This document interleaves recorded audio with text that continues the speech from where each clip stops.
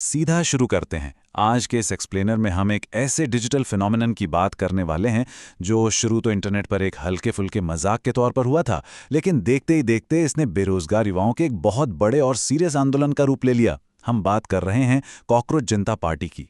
देखिए, ये कोई आम राजनीतिक दल नहीं है। जेन ज़ी यानी आज की युवा पीढ़ी का सिस्टम के प्रति जो गुस्सा और निराशा है, उसे जाहिर करने का एक बेहद अनोखा तरीका बन गया है। तो आखिर ये सब शुरू कहां से हुआ? बात मई 2026 की है।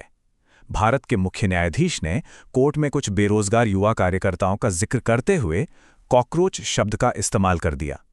खैर, बाद में इस पर सफाई भी आई, लेकिन तब तक तीर कमान से निकल चुका था। ये बयान इंटरनेट पर आग की तरह फैल गया। अब बजाय इसके कि युवा इस अपमानजनक शब्द से निराश होते, उन्होंने इसे अपना हथियार बना लिया। उन्होंने पूरी कहानी ही पलट दी। उनका जवाब बहुत सीधा था कि ठीक है, अगर हम कॉकरोच हैं तो चलिए हम कॉकरोच जनता पार्टी ही बना लेते हैं। कॉकरोच पार्टी का जन्म। आइए देखते हैं कि कैसे एक टिप्पणी से इस पूरी ऑनलाइन मूवमेंट की नींव पड़ी।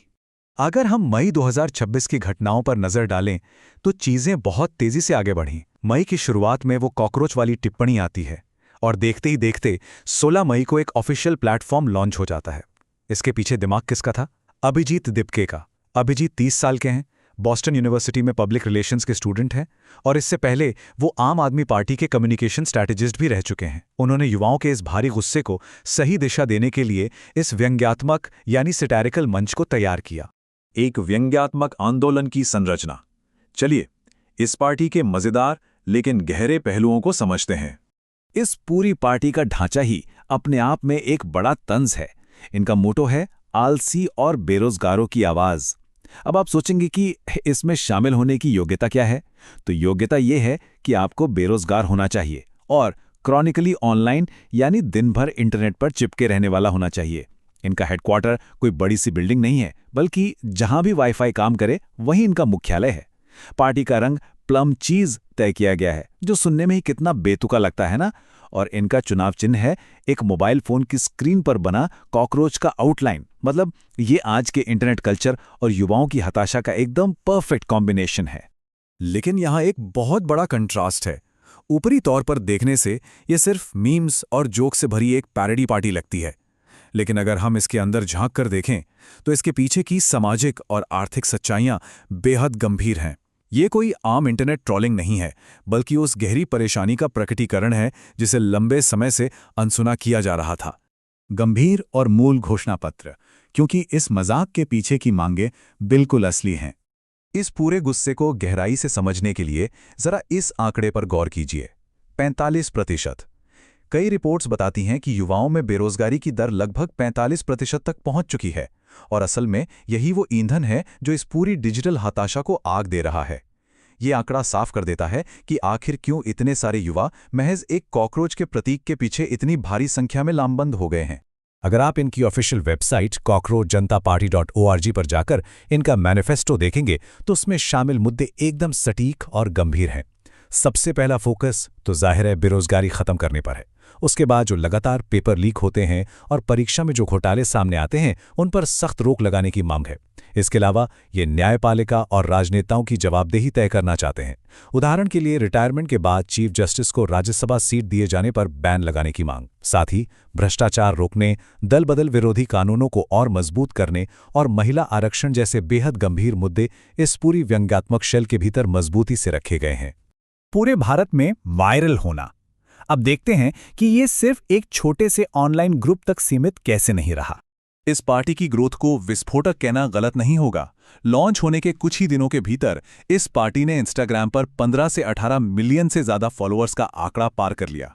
आप तुलना करके देखिए, ऑनलाइन फॉलोइंग के मामले में इन्होंने बीजेपी जैसी बड़ी और पारंपरिक राजनीतिक पार्टियों को भी पीछे छोड़ दिया। और ये सब मुमकिन हुआ एक सिंगल हैशटैग के वायरल होने से। हैशटैग मैं भी कॉकरोच। और बात सिर्फ सोशल मीडिया लाइक्स या शेयर्स तक नहीं रुकी है। बाकायदा गूगल फॉर्म्स के जरिए हजारों लोग ऑफिशियली इस आंदोलन के सदस्य बन रहे हैं। एक और दिलचस्प बात यह हुई कि जब कानूनी नोटिस के बाद भारत में इनका ओरिजिनल एक्स यानी ट्विटर अकाउंट सस्पेंड कर दिया गया, तो ये पीछे नहीं हटे, बल्कि कॉकरोचेज आर बैक कहकर एक नए अकाउंट के साथ वापस लौट आए। और आज ये पूरी तरह से ऑनलाइन शुरू हुआ आंदोलन बिहार, उत्तर प्रदेश, मध्य प्रदेश और पश्चिम बंगाल जैसे राज्यों की जमीन पर भी चर्चा का एक बहुत बड़ा विषय बन चुका है। प्रतिक्रियाएं आलोचक और प्रभाव। जाहिर है, जब कोई मूवमेंट इतना बड़ा हो जाए तो उस पर हर तरह के रिएक्शन तो आने ही हैं।